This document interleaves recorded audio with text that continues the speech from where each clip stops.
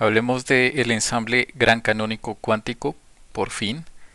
Em, Obviamente, ya habíamos hablado del hecho de que en este ensamble se considera un sistema el cual tiene permitido intercambiar energía e intercambiar partículas. Por lo tanto, vamos a tener un número de partículas variable. Cuando tenemos un número de partículas variables, pues necesitamos introducir esa noción de variabilidad a través de creadores de partículas o de operadores de destrucción de partículas.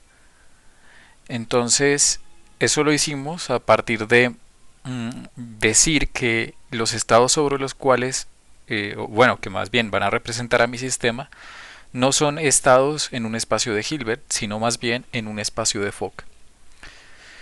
Ese espacio de Fock pues no lo escribimos explícitamente porque no lo necesitamos, pues sería un poquito excesivo escribirlo. Lo único que necesitamos es ver que digamos las matemáticas atrás de eso son las de un espacio de Fock. El espacio de Fock es una suma directa de productos tensoriales del espacio de Hilbert.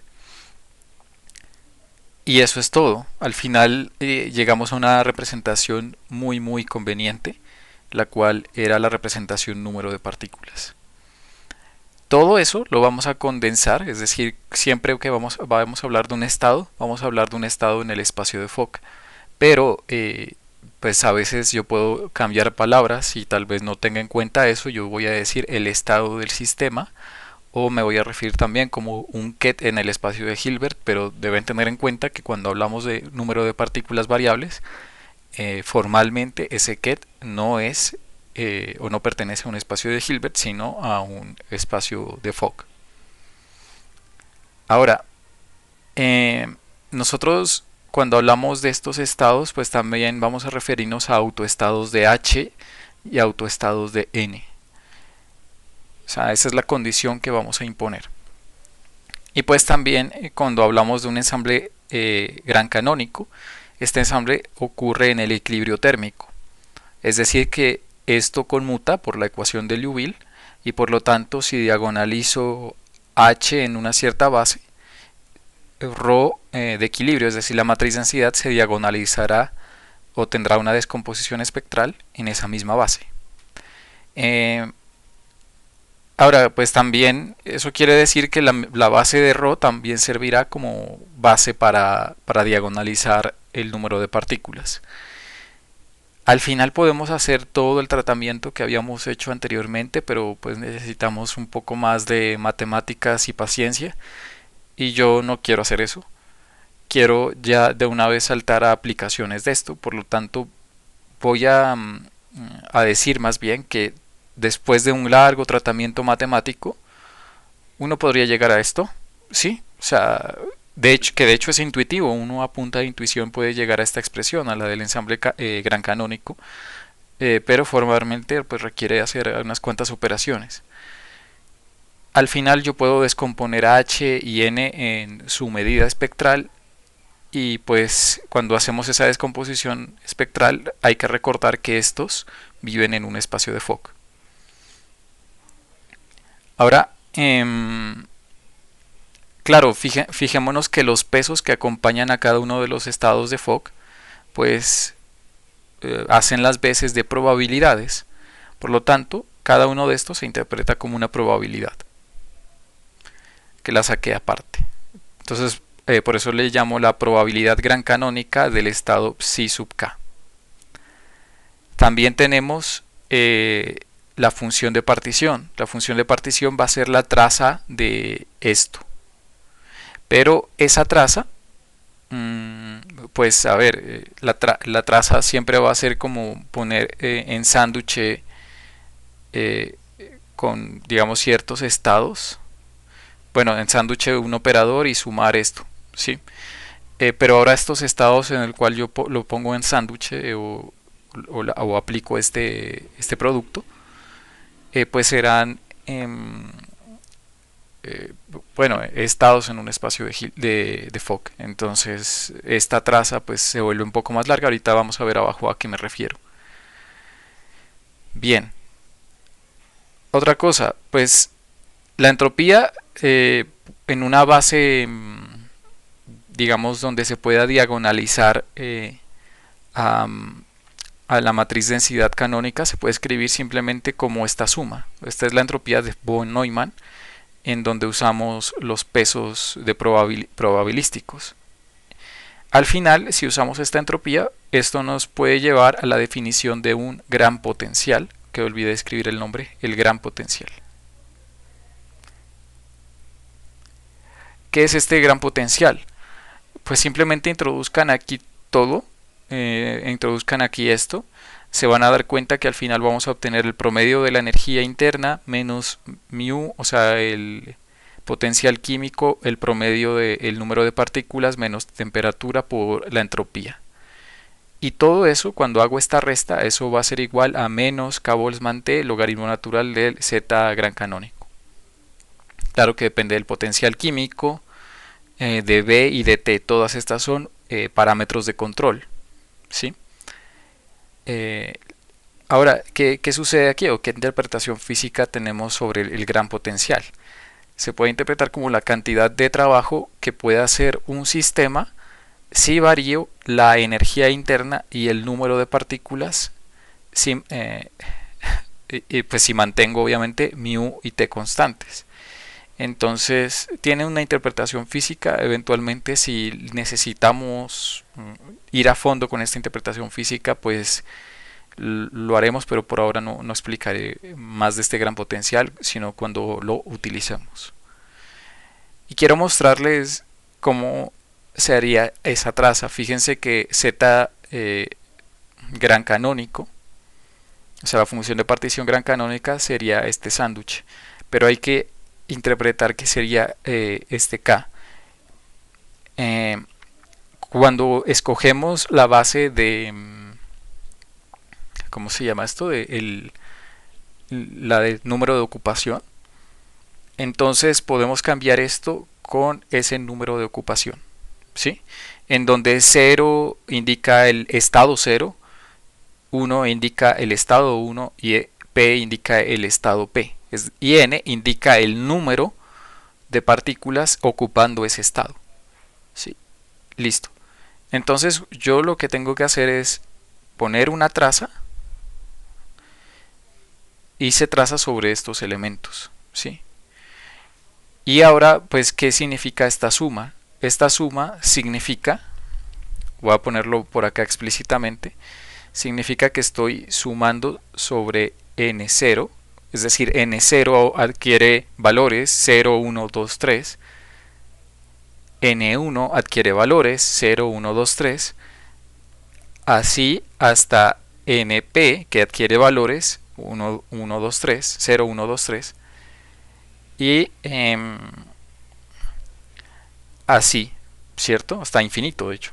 O sea, depende obviamente del número de partículas que yo tenga, pero es que en principio, como estamos en el ensamble gran canónico, puedo tener infinitas partículas. Todo eso, claro, pues aquí yo tendría el sándwich de todo lo que he escrito acá arriba, y por lo tanto, esta sería la definición de traza en este espacio. O sea, no es tan trivial, pero en la representación número de partículas sí que se simplifica bastante. Y vamos a usar esa simplificación estudiando un caso que sería el de los gases ideales cuánticos.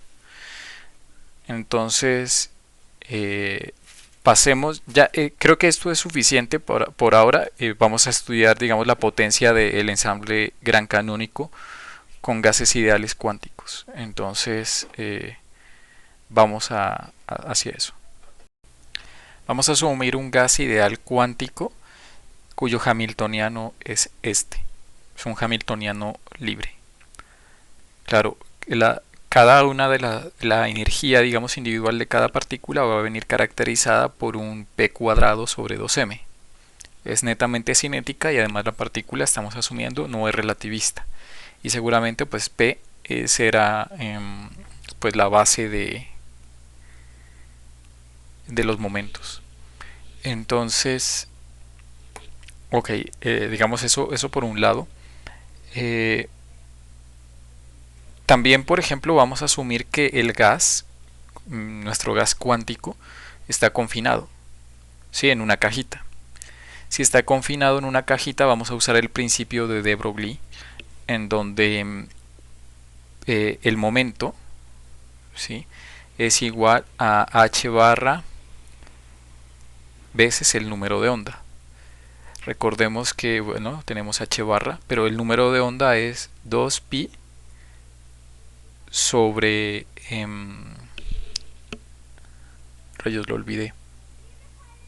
2πn, o sea, 2πn, un número entero, sobre la longitud de onda. Pero pues si estamos asumiendo que estamos en una caja, la mínima longitud de onda, es decir, la que haría, digamos, la que generaría mi frecuencia fundamental, sería la longitud de la caja.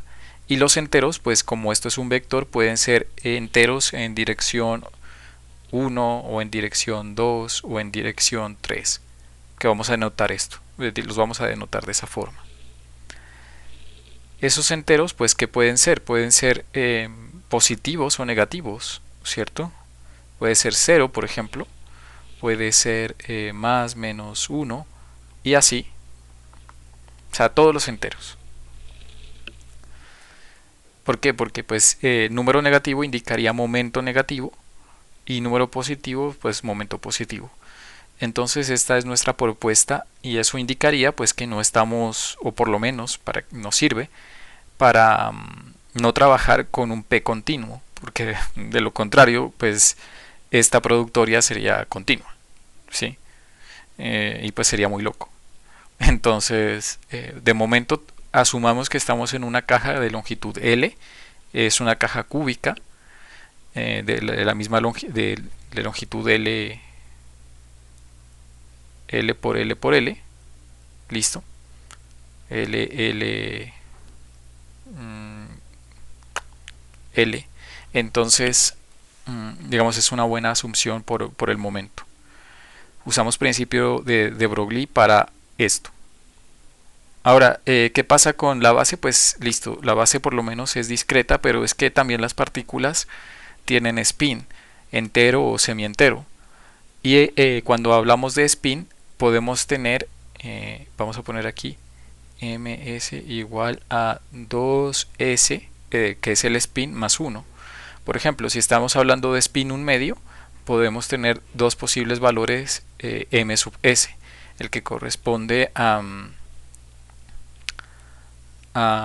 menos 1 medio y el que corresponde a 1 medio. Entonces, perdón, esto no es que yo quiera calcular así, sino que, perdón, esto es, eh, a ver, voy a ponerlo así. Si tengo m sub s tiene 2s más 1 valores.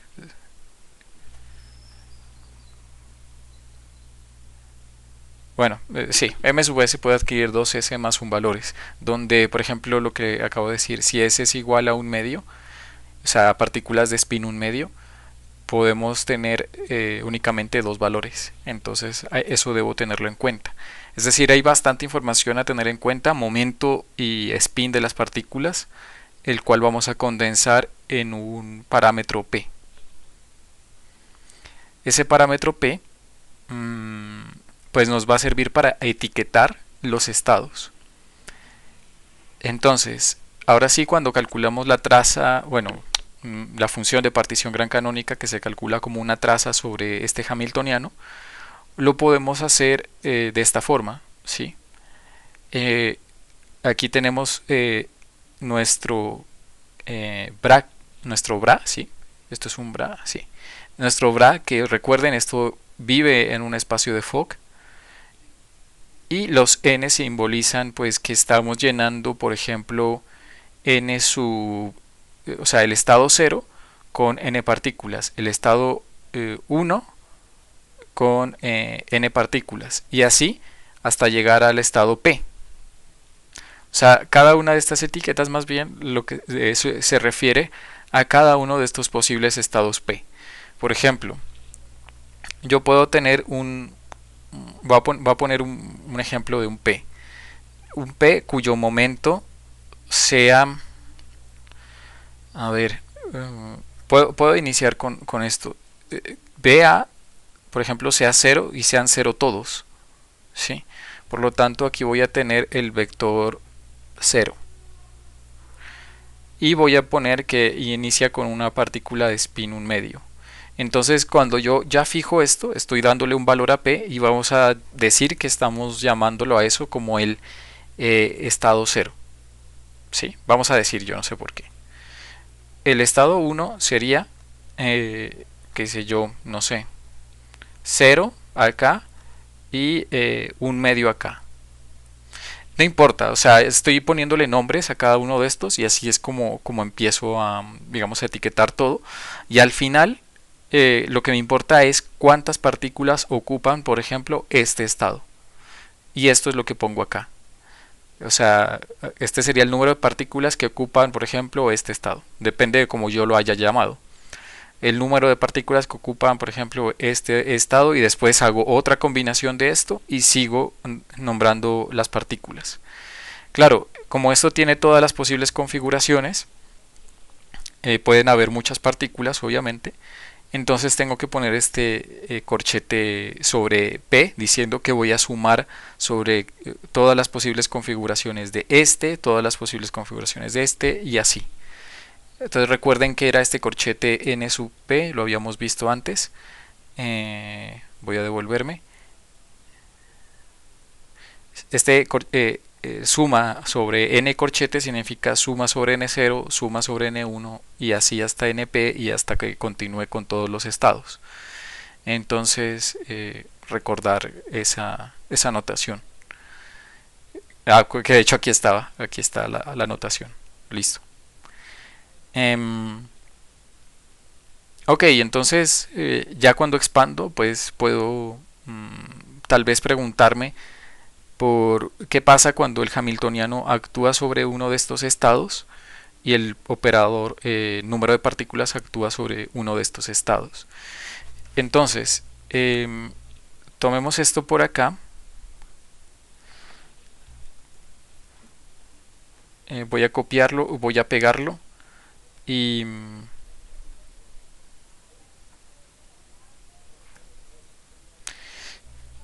vamos a preguntarnos qué pasaría. O cómo sería el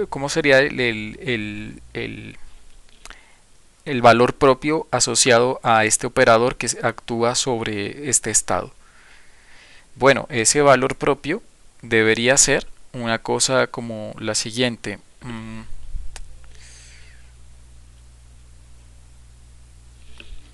Esto va a quedar igual, ¿cierto? A la beta. Ahora, H es el hamiltoniano, va a ser este hamiltoniano, ¿sí? Que actúa sobre cada uno de estos. Recordar, se me había olvidado decir, esta etiqueta P, no, mentira, yo ya lo dije, esta etiqueta P corresponde a esta de acá, ¿sí? Pues para tener en cuenta eso. Ok, entonces, el hamiltoniano yo ya sé que es una suma de esto, ¿sí? Pero cada una de las partículas tiene esta energía, ¿sí? Que ahora pues yo voy a ponerle la etiqueta E sub P sin flechita para decir que esa partícula está en cierto estado y que su energía asociada a ese estado es E sub P sin esta flechita. Pero recuerden, como solo tenemos energía cinética, al final esta E sub P va a ser igual a esto, ¿sí? Entonces, pues, o sea, de hecho, a ver, E sub P, es decir, la energía cinética de cada una de las partículas, que solo es cinética, va a ser igual a esto. Sí, pero digamos no depende de si estoy en ms o no. O sea, pero pues quiero, a ver cómo...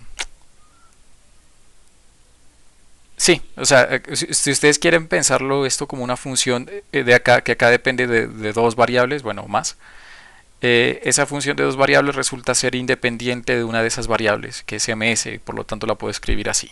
Pero me conviene más escribirla así. Listo. Entonces, yo sé que existirán n, cuando haga este producto, n sub p partículas que tengan una energía E sub p. ¿Sí? Ahora, como esto es una suma sobre todas las posibles partículas, sobre todas, yo tengo que sumar sobre todos los posibles estados P. ¿Sí? Es decir, qué estoy diciendo con esto? Estoy diciendo que a cada una de estas partículas, yo no, pues no sé exactamente cuánta energía tenga, pero seguramente existirán n sub p partículas, ¿sí? Es decir, n, esto voy a decirlo, n partículas en el estado P, ¿sí? Y si multiplico por la energía en ese estado P, obtengo la energía completa asociada a esas partículas. ¿Sí? Esto debería dar ese hamiltoniano cuando actúe sobre este ket. ¿Sí? Debería ser la energía completa. Ahora, claro, yo tengo que sumar sobre todos los posibles estados P para pues decir que tengo para pues calcular este hamiltoniano completo. Entonces por eso hay un símbolo de sumatoria. Ahora, ¿qué debo hacer además de eso? Bueno, aquí este menos con menos da más, voy a poner más. Mu veces el número de partículas. Pero ¿cuánto es el número de partículas? Es como por cada estado o, existen n partículas, por cada estado P existen n partículas. Si yo sumo sobre los estados, obtendré el número total de partículas.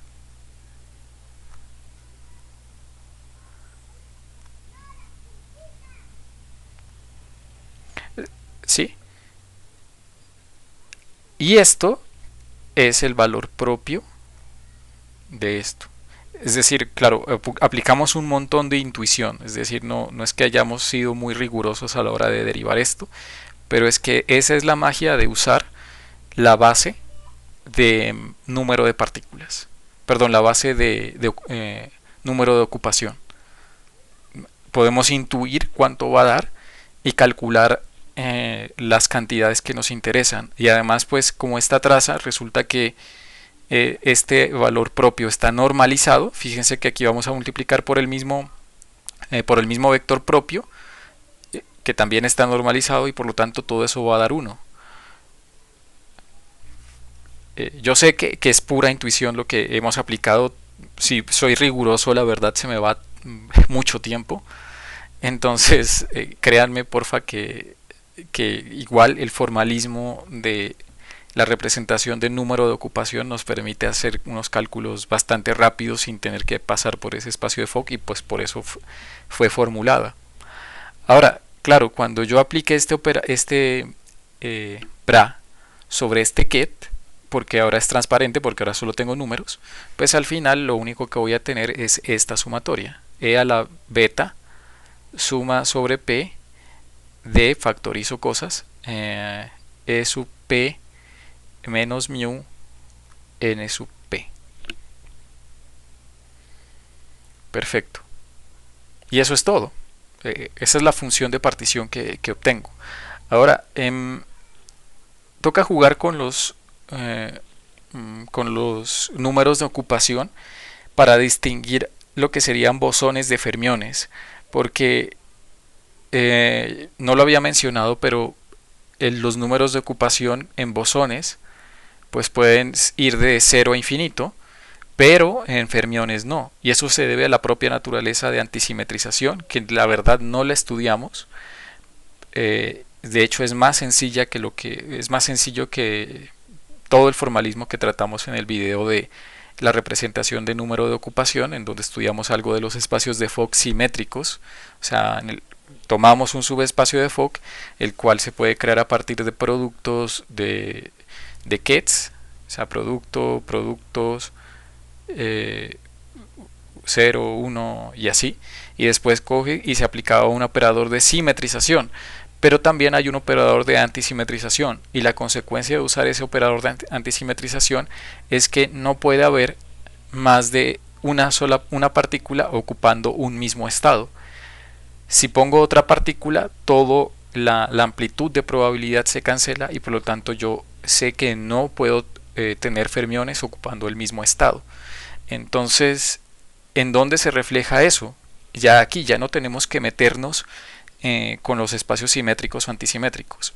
Se va a notar simplemente en el número de ocupación.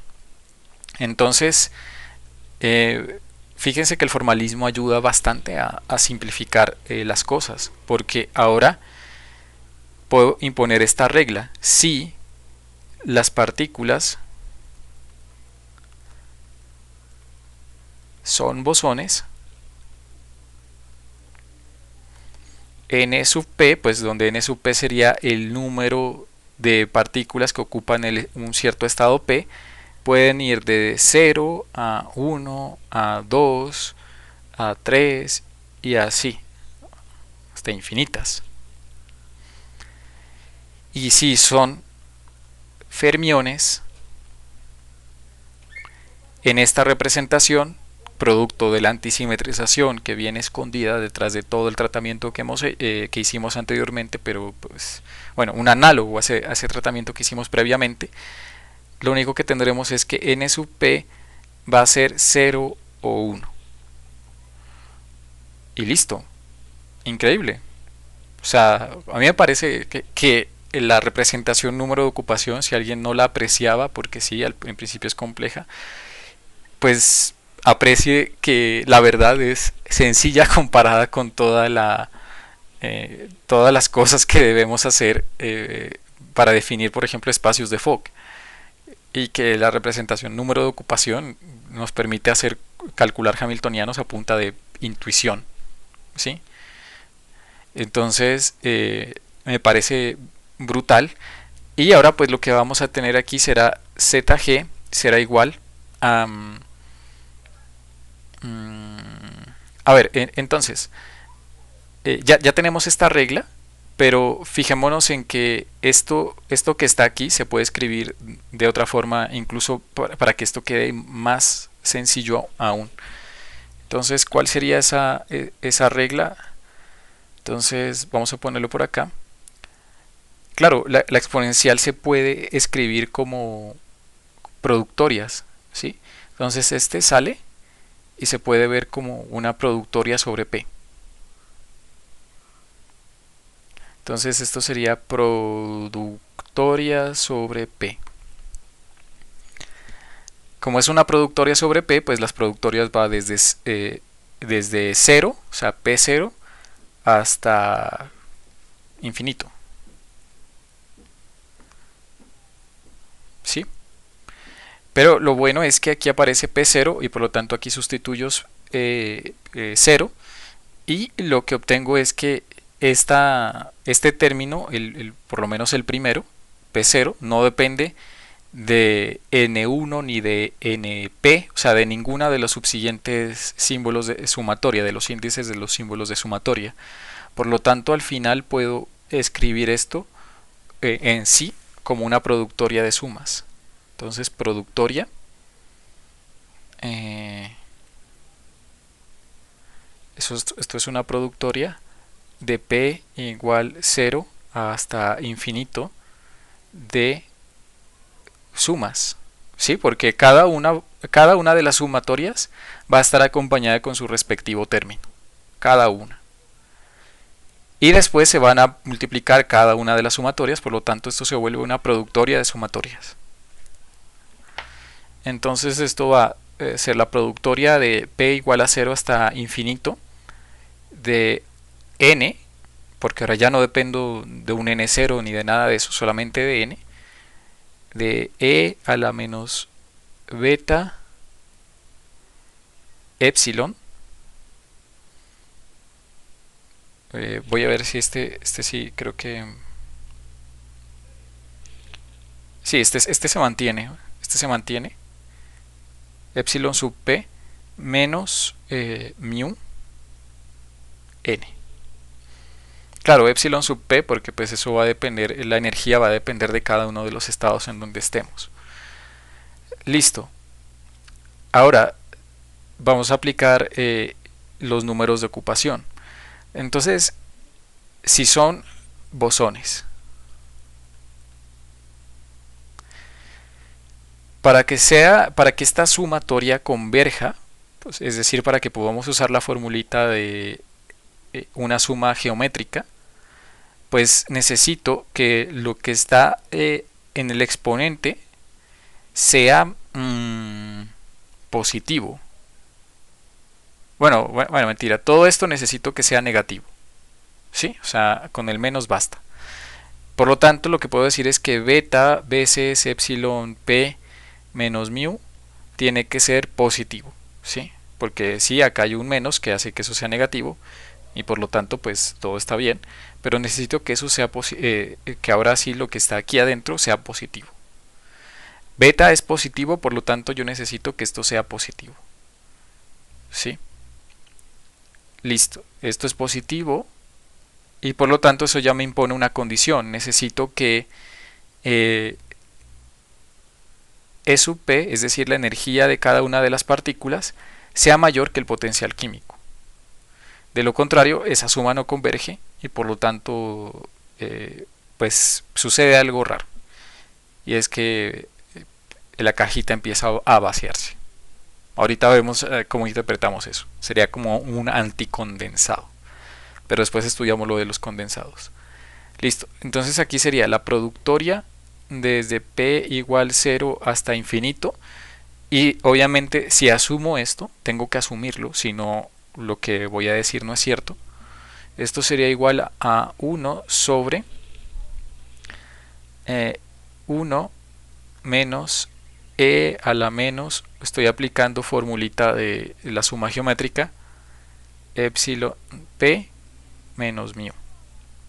Donde recuerden que este índice p pues recoge a p y recoge a m sub s, es decir, las componentes del spin. Y esto es válido únicamente para bosones.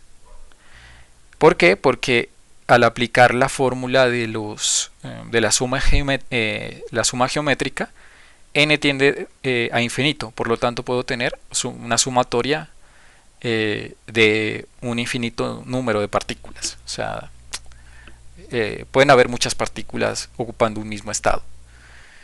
Pero en cambio, si son fermiones, pues lo que va a pasar es que primero puedo tener n igual a 0 y después puedo tener n igual a 1. Por lo tanto, esto sería la productoria de p igual 0 hasta infinito de 1 más e a la menos beta epsilon sub p menos mu. Y esto es válido para fermiones.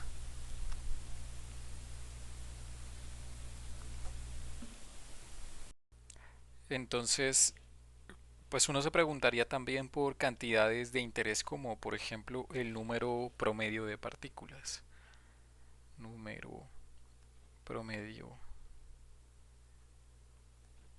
de partículas. Entonces, ¿cómo uno calcularía eso? Pues lo vamos a denotar como n, ¿sí? Em, pues yo ya conozco la función de partición, conozco pues digamos también cómo es la distribución de probabilidad. Entonces, ya conociendo eso, pues puedo formular lo siguiente. Seguramente la forma en la que uno calcula este promedio va a ser una cosa por el estilo.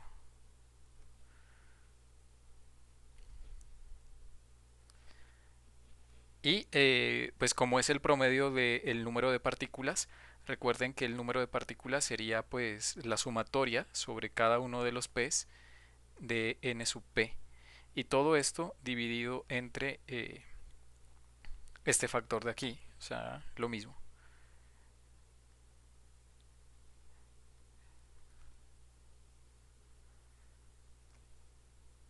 Pero bueno, lo que nosotros queremos siempre es intentar no calcular este tipo de cosas, sino hacerlo de la manera más simple. Lo que aparece acá obviamente es la función de partición gran canónica. Y si ustedes ven acá, esto simplemente sería la derivada con respecto a el producto de beta por mu, que me serviría para bajar esta sumatoria y que aparezca acá. Entonces simplemente debo derivar la función canónica, la función de partición con respecto a beta mu, y una vez la derive, z gran canónica. Y una vez la derive, vuelvo a dividir entre zg. No tengo que poner signos más ni menos, entonces, ¿por qué? Pues porque esto es positivo ya, o sea, menos con menos da más, y pues cuando derive va a bajar simplemente este sin ningún signo adicional. Entonces, pues al final lo que yo debo hacer es derivar con respecto a, por ejemplo, mu. Voy a poner el beta, simplemente pasa a ser una constante, no importa, igual beta no depende de mu, el logaritmo natural de z gran canónico. Pero esto ya tiene un nombre y esto se conoce como lo que habíamos puesto acá arriba. Se me había olvidado. Ah, no, estaba antes. Mm, estaba aquí. Entonces lo habíamos denotado como el gran potencial porque fíjense que K Boltzmann T se puede ver como 1/beta. Entonces, este simplemente es el gran potencial que lo denotamos con omega y fíjense que tiene un signo menos. Entonces, digamos, eso facilita mucho porque ya hemos calculado la función de partición y simplemente sería sacarle un logaritmo. Entonces, yo ya sé que esto es menos el gran potencial, es decir, esto va a quedar menos la derivada de con respecto a mu de el gran potencial. Y esta es una forma de calcular el número promedio de partículas. Entonces calculémoslo rápidamente. Ese promedio sería, primero debo sacar ese logaritmo. Entonces eso depende si son bosones o fermiones, pero yo ya sé que para bosones debo poner un signo menos y para fermiones un signo más. Mm, y bueno, y pues obviamente dependerá de otras cosas. Entonces, vamos a ver cómo podemos hacerlo. Entonces, primero el logaritmo de zg va a ser eh,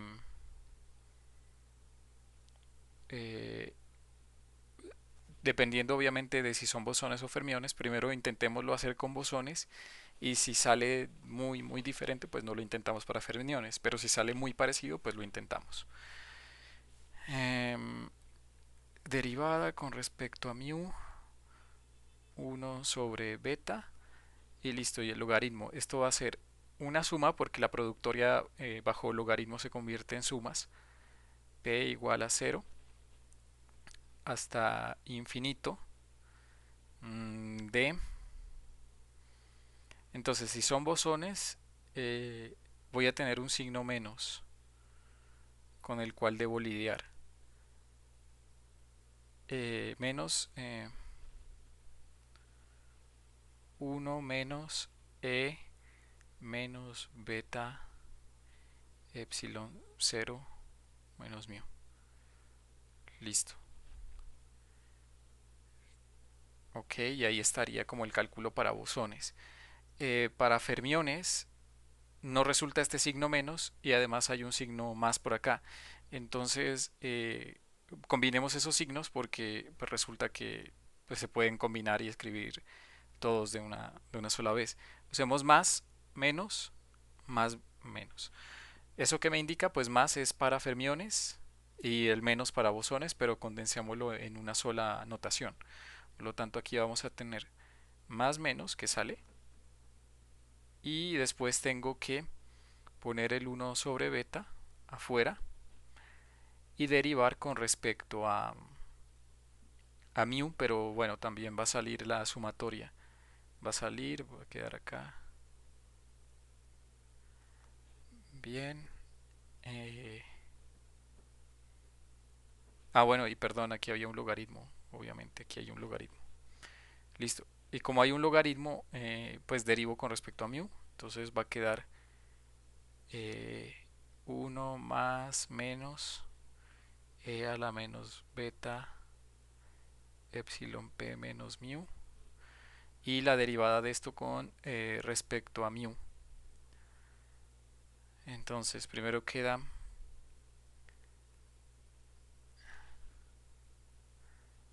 beta, creo. Solamente queda beta. Y además positivo. Sí. Mm, por e a la menos beta epsilon 0 menos mu. Perfecto. Mm, bueno, y creo que también queda un más menos. Sí, porque acá hay un más menos. Ok, entonces este más menos con este más menos de afuera se cancela. Sí. Y por lo tanto lo que obtengo es esto. Entonces el número promedio de partículas es igual a, él se cancela también el beta, em, sumatoria p igual 0 hasta infinito de 1 sobre e a la beta epsilon sub p menos mu más menos 1. Perfecto. Listo. Otra pregunta que me puedo hacer es, ¿qué sucede con el número de ocupación? Entonces, ¿cuál es el promedio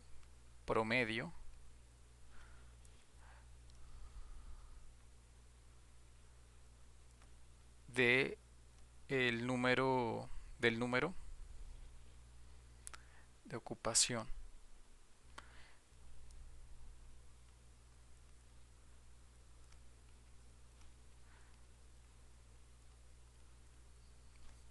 Claro, el número de ocupación, ¿a qué me refiero? Pues el número de ocupación debe referirse al promedio de el número de partículas que se encuentran en un cierto estado. ¿Sí? El promedio del número de partículas que se encuentran en un cierto estado. Vamos a llamarle Q a ese estado. Ahorita ya van a ver por qué. ¿Sí? Entonces, recuerden, número de partículas que ocupan un estado.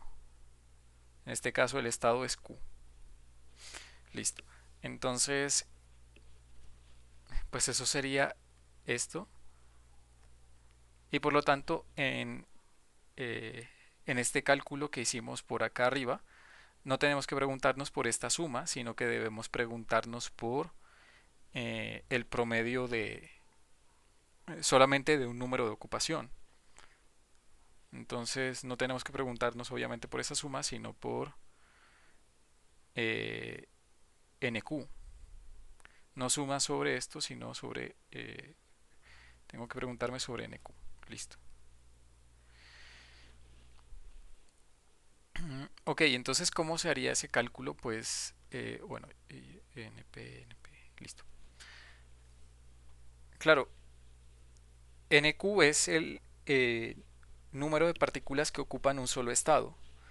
Entonces, cuando la etiqueta P coincida con Q, digamos, esa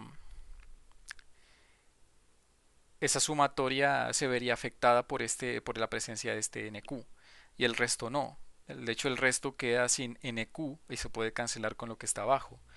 Por lo tanto, de todas esas sumatorias solo va a sobrevivir una, que va a ser la asociada a NQ. Sí, porque recuerden que esto es muchas sumatorias puestas aquí una pegada a la otra.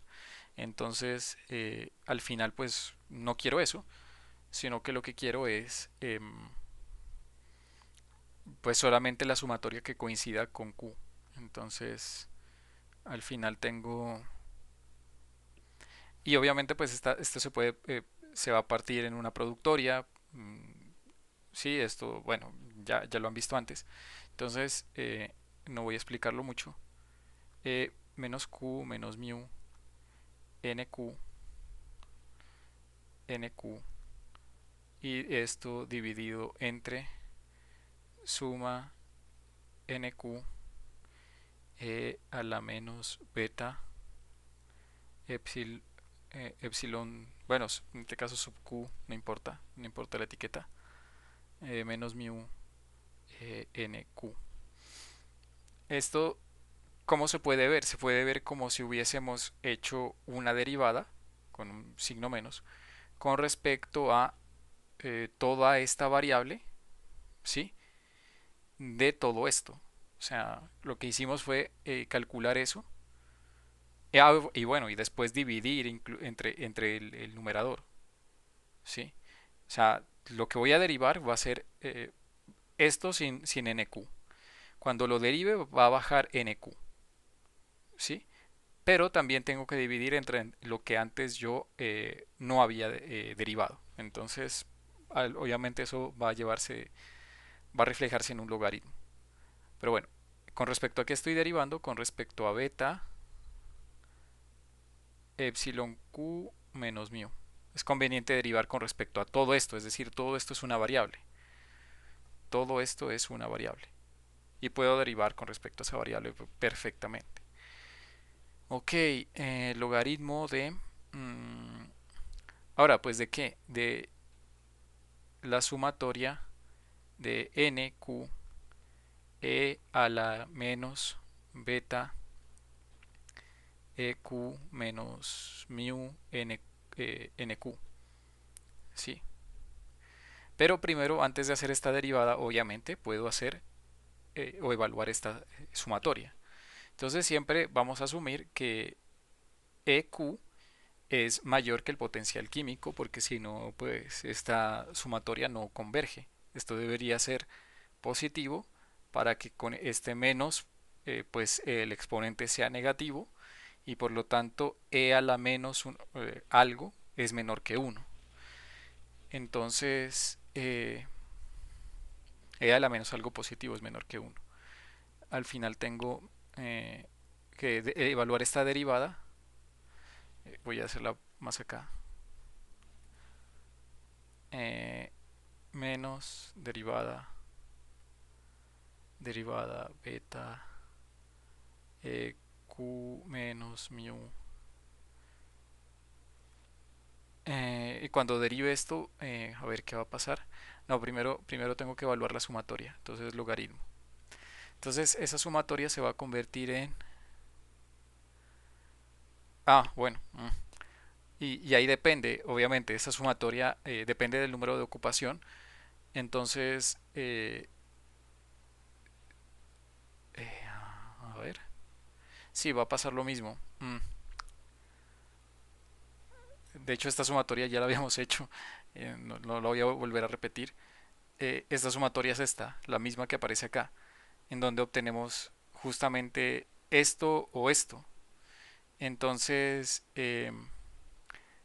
claro, tengo que pensar en fermiones o bosones, entonces voy a arrastrar estos resultados. Ya no tengo que hacerla porque ya la había hecho antes. Entonces, vamos a ir por acá para escribir el resultado. Entonces, si son bosones, recuerden el número de ocupación iría desde cero hasta infinito y ahí tiene que valer lo que acabo de decir. Si son fermiones, no, pues lo que tengo es este. No necesito aplicar ningún criterio de convergencia sobre esta serie. Entonces, eh, y al final cuando obtenga o saque el logaritmo, para bosones voy a tener un signo menos adicional. O sea, como esto va a estar dentro de un logaritmo, de hecho tengo que poner aquí logaritmo, logaritmo. Entonces, para bosones voy a tener menos el logaritmo de 1 menos e a la menos beta eh, epsilon sub q menos mu. Y para fermiones no tengo que hacer eso, no va a salir un signo menos ni nada, sino que voy a ponerlo, voy a condensar todo aquí. Ok, sí, todo está bien. Perfecto. Entonces,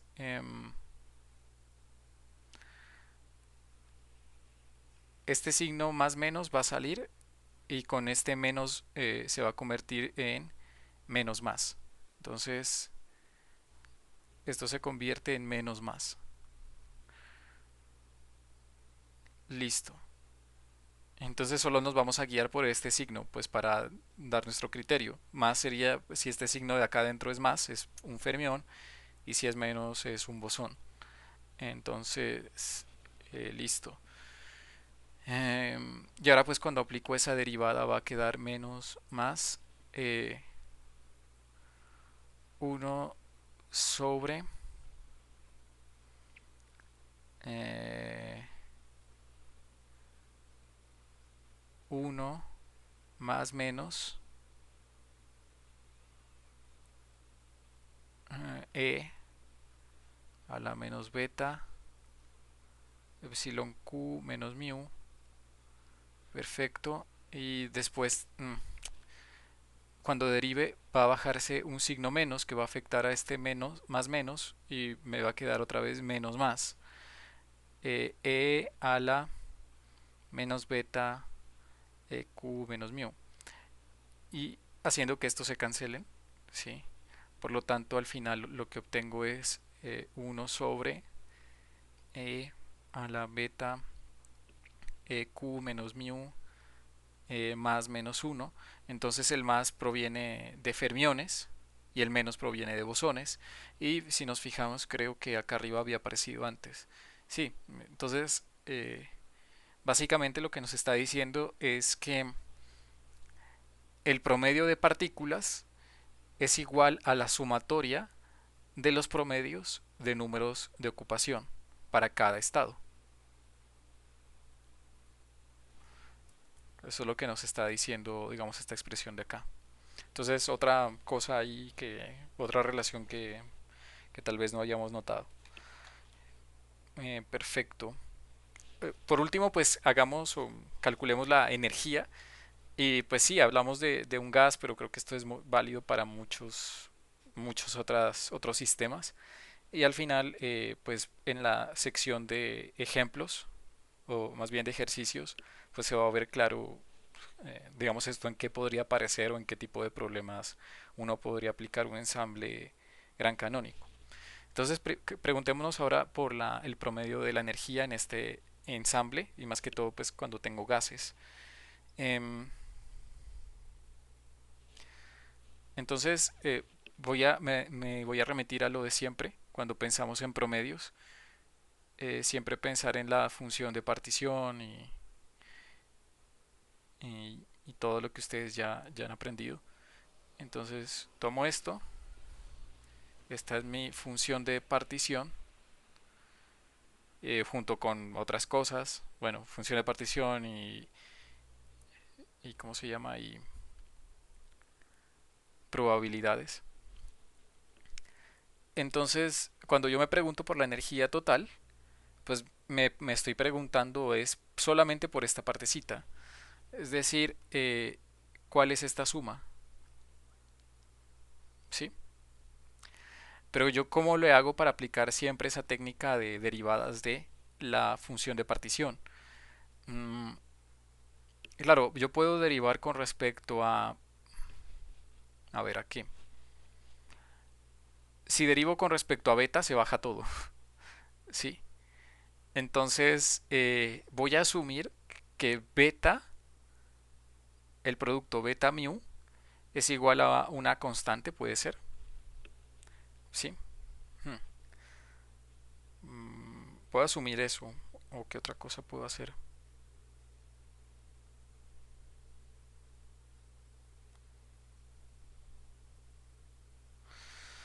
Sí, puedo asumir eso, porque solamente es una técnica para calcular el promedio.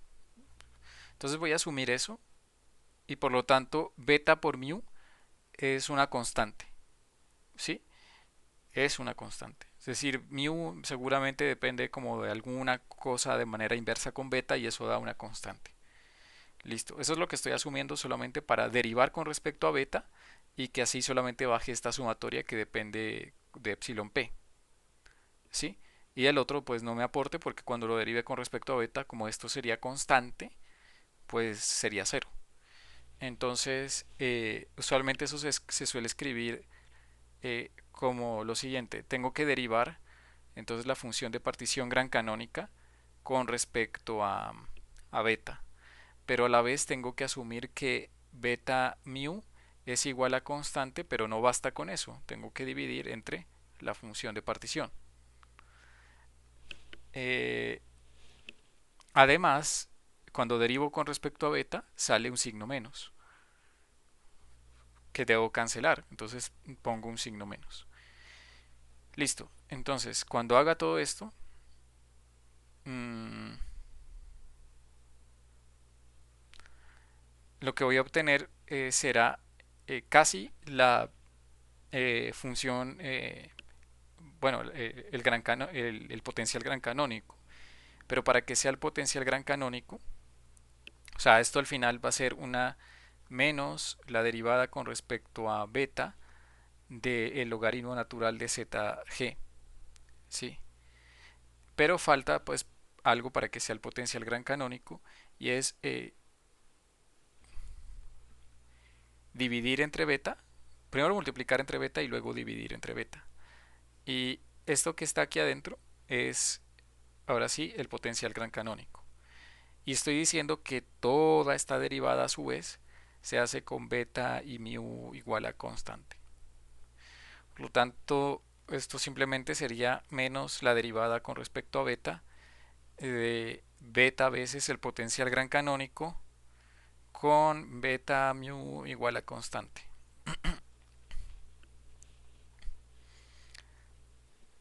Bien. Entonces, pues puedo hacerlo. Creo que esta forma va a quedar tal vez más sencilla. Bueno, o pues tal vez de acá, cuando yo quite esta dependencia de las betas, tengo que calcular logaritmo de zg, que de hecho ya lo hemos calculado, y después derivar con respecto a beta y multiplicar por menos. Entonces, logaritmo de zg, eh, aquí está, simplemente sería esto. Eh,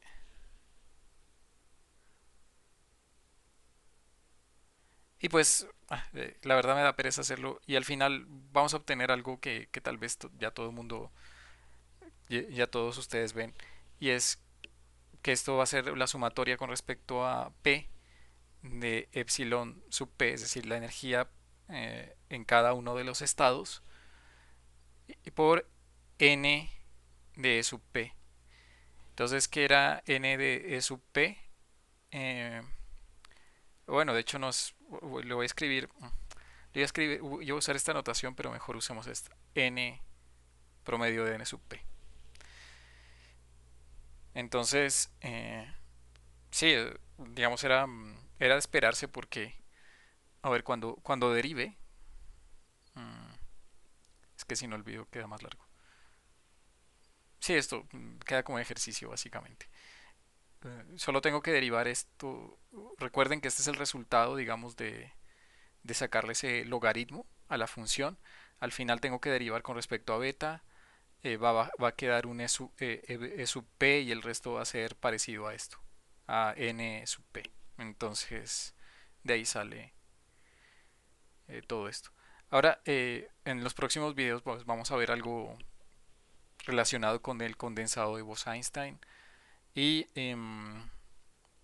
por ejemplo, el hecho de que la indistinguible, perdón, la antisimetrización de una función de onda produzca un potencial efectivo, el cual va a ser una especie de fuerza entre que únicamente aparece con electrones.